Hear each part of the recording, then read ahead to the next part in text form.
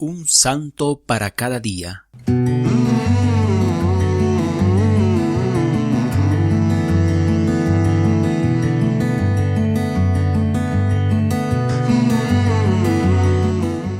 ...31 de julio... San Ignacio de Loyola... año 1556. San Ignacio nació en 1491... en el castillo de Loyola, norte de España, cerca de los montes Pirineos que están en el límite con Francia. Su padre Bertrán de Loyola y su madre Marina Sáenz, de familias muy distinguidas, tuvieron 11 hijos, 8 varones y 3 mujeres. El más joven de todos fue Ignacio. El nombre que le pusieron en el bautismo fue Íñigo.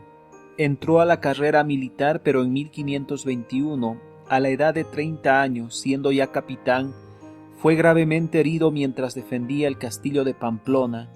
Al ser herido su jefe, la guarnición del castillo capituló ante el ejército francés.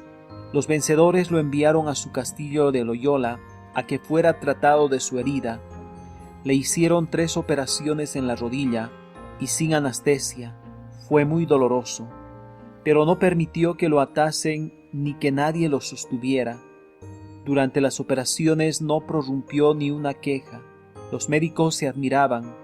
Para que la pierna operada no le quedara más corta, le amarraron unas pesas al pie y así estuvo por semanas con el pie en alto, soportando semejante peso.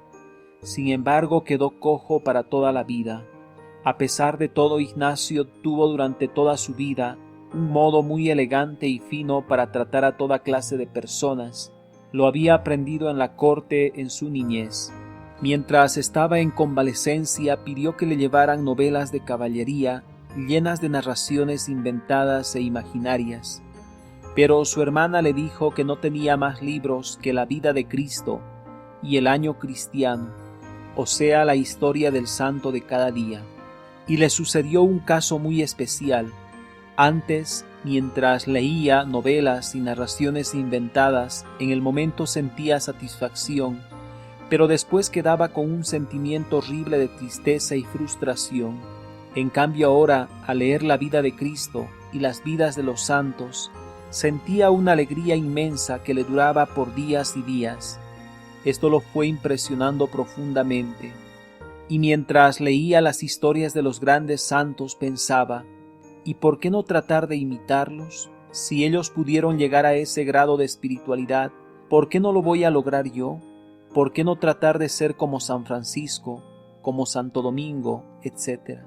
Mientras se proponía seriamente convertirse, una noche se le apareció Nuestra Señora con su Hijo Santísimo.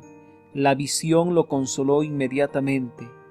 Desde entonces se propuso no dedicarse a servir a gobernantes de la tierra, sino al Rey del cielo, y se fue a un pueblecito llamado Manresa, a 15 kilómetros de Montserrat, a orar y hacer penitencia.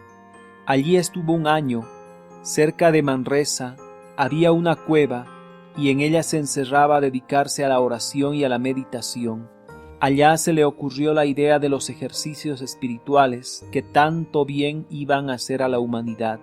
Después de unos días en los cuales sentía mucho gozo y consuelo en la oración, empezó a sentir aburrimiento y cansancio por todo lo que fuera espiritual. A esta crisis de desgano la llaman los sabios la noche oscura del alma. Luego le llegó otra enfermedad espiritual muy fastidiosa, los escrúpulos, o sea, el imaginarse que todo es pecado. Esto casi lo lleva a la desesperación. En 1523 se fue en peregrinación a Jerusalén, pidiendo limosna por el camino. Todavía era muy impulsivo, y un día casi ataca a espada a uno que hablaba mal de la religión. Por eso le aconsejaron que no se quedara en Tierra Santa, donde habían muchos enemigos del catolicismo. Después fue adquiriendo gran bondad y paciencia. A los 33 años, empezó como estudiante de colegio en Barcelona, España. Sus compañeros de estudio eran mucho más jóvenes que él y se burlaban mucho. Él toleraba todo con admirable paciencia. De todo lo que estudiaba, tomaba pretexto para elevar su alma a Dios y adorarlo. Lo acusaron injustamente ante la autoridad religiosa y estuvo 2 meses en la cárcel. Después lo declararon inocente, pero había gente que lo perseguía. Él consideraba todos estos sufrimientos como un medio que Dios le proporcionaba para que le fuera pagando sus pecados, y exclamaba: «No hay en la ciudad tantas cárceles ni tantos tormentos como los que yo deseo sufrir por amor a Jesucristo». Se fueron a Roma y el Papa Pablo III les recibió muy bien y les dio permiso de ser ordenados sacerdotes. Ignacio, que había cambiado por este nombre su nombre antiguo de Íñigo, esperó 1 año desde el día de su ordenación hasta el día de la celebración de su primera misa, para prepararse lo mejor posible a celebrarla con todo fervor. San Ignacio se dedicó en Roma a predicar ejercicios espirituales y a catequizar al pueblo. En 1540, el Papa Pablo III aprobó su comunidad llamada Compañía de Jesús, o jesuitas. Superior general de la nueva comunidad fue San Ignacio hasta la muerte. En Roma pasó todo el resto de su vida. El libro más famoso de San Ignacio se titula Ejercicios espirituales, y es lo mejor que se ha escrito acerca de cómo hacer bien los santos ejercicios.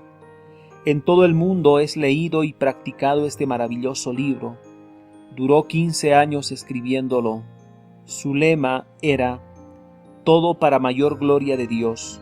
Su libro preferido después de la Sagrada Biblia era La imitación de Cristo. Cada día después de almuerzo, en la visita que hacía al Santísimo Sacramento, leía un capítulo de La imitación de Cristo.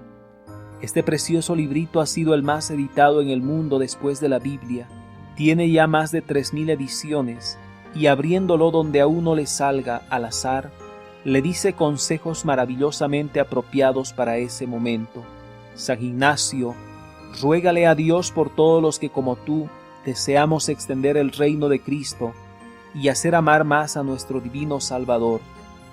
San Ignacio de Loyola, ruega por nosotros. Para ser santo hay que obedecer, no hay santidad sin obediencia.